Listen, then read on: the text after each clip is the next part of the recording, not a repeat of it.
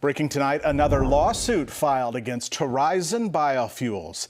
That's the company that owns the site where a father and his two young daughters were killed in an explosion last July in Fremont. Court records reveal the mother of 8-year-old Faya filed the suit earlier this month.